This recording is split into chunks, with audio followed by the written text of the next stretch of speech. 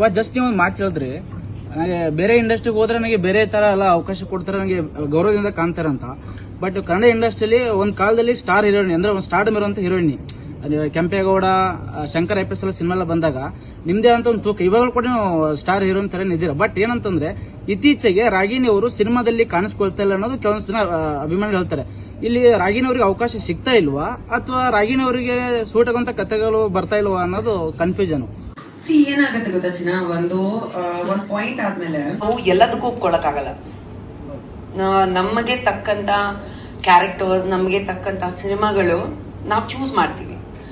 So I think that ಎಲ್ಲ ಸಿನಿಮಾಗಳು ಕೂಡ, like I said, movies are changing, the demographic of films is changing ಅಲ್ವಾ. So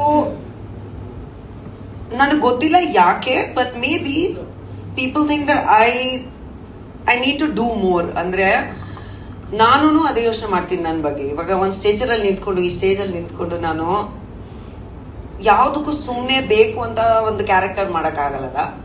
ಒಂದು 3 ಸಾಂಗ್ಸ್ಗೆ ಅಥವಾ ಸುಮ್ಮನೆ ಮಾಡಕ್ಕಾಗಲ್ಲ. Like I was suppose to be a part of devil, but I didn't do it because I didn't think that the characters ನನಗೆ ಬೇಕಾಗಿರ್ಲಿಲ್ಲ. Like ನನಗೆ ಇಷ್ಟ ಆಗಿಲ್ಲ ಕ್ಯಾರೆಕ್ಟರ್ ಮತ್ತೆ ನರೇಷನ್, ಸೊ ನಾನು ಮಾಡಿಲ್ಲ. So everything it's a choice. Max last time release ಆದಾಗ Kannada title ಕಾರ್ಡಲ್ಲಿ ಅಭಿನಯ ಚಕ್ರವರ್ತಿ ಅನ್ನೋದನ್ನ ಸ್ವಲ್ಪ ಮಿಸ್ಟೇಕ್ ಆಗಿತ್ತು.